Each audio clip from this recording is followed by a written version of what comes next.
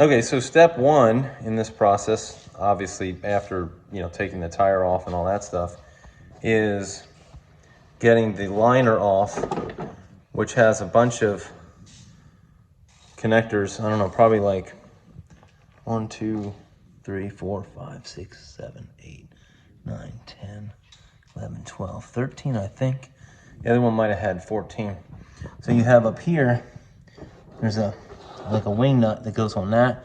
There's actually only one on the driver's side, 2 on the other side, passenger side. You have a bolt that goes up under here,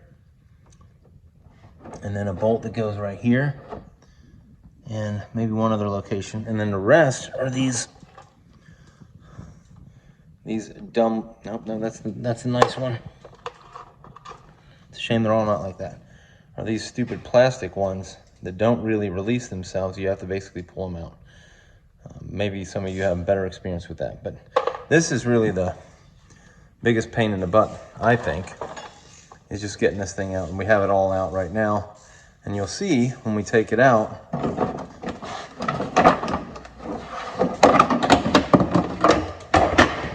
it doesn't really keep the vehicle from getting dirty.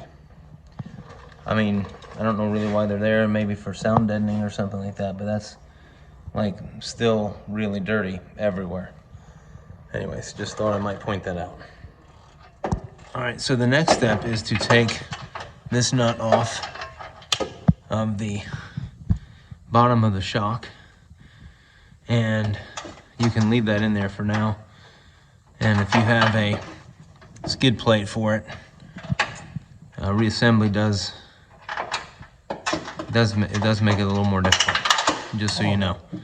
And on this particular one that came from Bronco, there's a bolt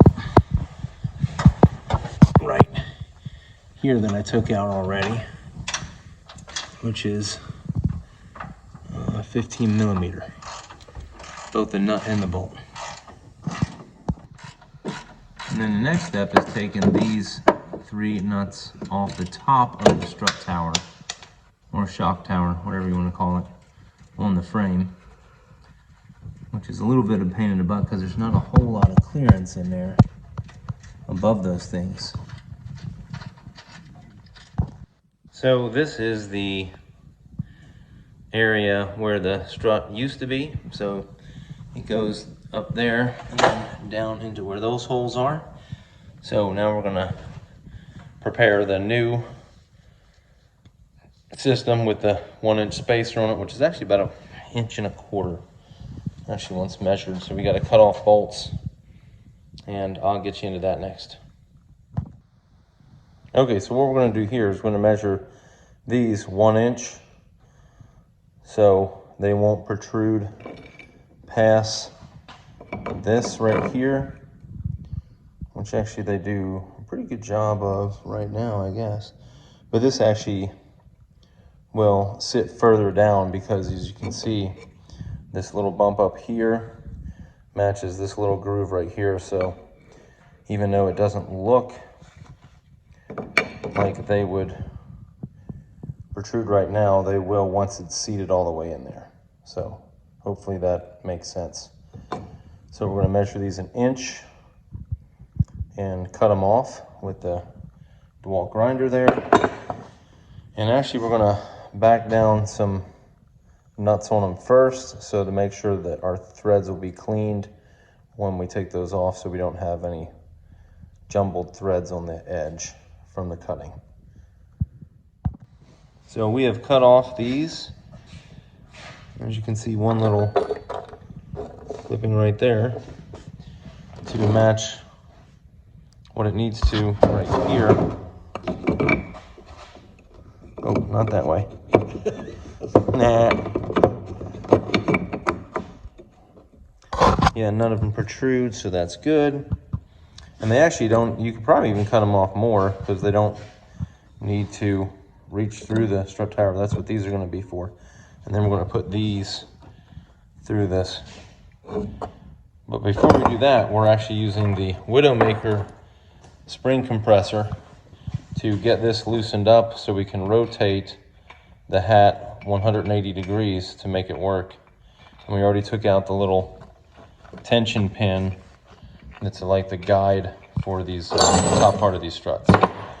That's what we're doing next, and that's what it'll look like when we get this squared away, and we'll show the finished product as well before we put it in the truck.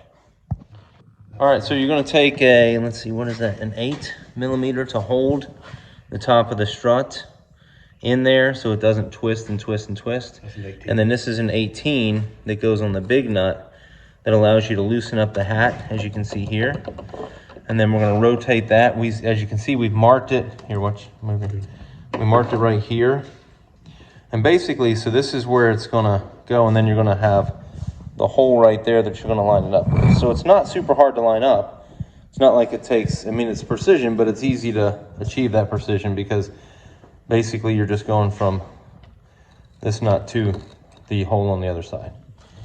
So, and then the reason why you have to loosen that so much is to get this rubber piece off, which is sort of a pain in the butt. But it's overall it's simple. It's just not as easy. Well, that actually made it look pretty easy, so whatever. Anyways, so it is easy to do sometimes. The first one wasn't as easy. This is the second one. We try to learn some stuff from the first one before we video the second one, right?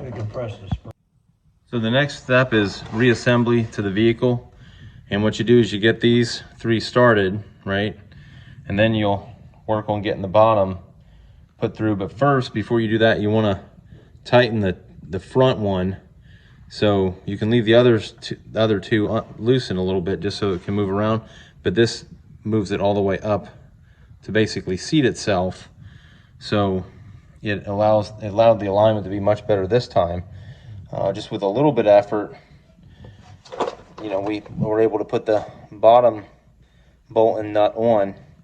And of course it's a little more difficult because we have this, and I still have to put the 15mm bolt on the other side to make that stationary. But in any case, this actually went a lot smoother because we tightened this down. And you can actually have a ratcheting wrench where before the hat comes through there, so it doesn't give you the clearance. So if you want to do the wrench, you could. And then these are, I think, 35 pounds per square, or foot-pounds of torque on a torque wrench. And then this is a lot more than that, but it tells you to put everything on the vehicle, like the tire back on the vehicle, before you get that tightened, so it can sit and rest how it's supposed to. So this was not nearly as hard as the first one we did, which is why we're videoing the second one. So one thing I forgot to mention, you really can't see it, but your 1-inch spacer's up under here, which is why that hat does not come through there. So just remember that if you're probably going to lower the jack a little bit more to get the assembly on, just because you've added an inch of length to the assembly. So keep that in mind when you're reassembling the spring and shock. Hey folks, if you liked the video, hit the like button. I'd appreciate that. And if you wanted to see more videos on the Bronco or my other 2 Fords, an F-150 and a Ford Flex, you can hit the subscribe button as well. I appreciate you watching. Have a great day. Bye.